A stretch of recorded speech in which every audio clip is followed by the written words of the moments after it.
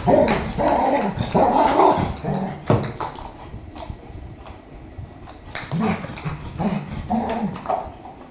দেখুন লাকি সোনা খেলছে এখন বল।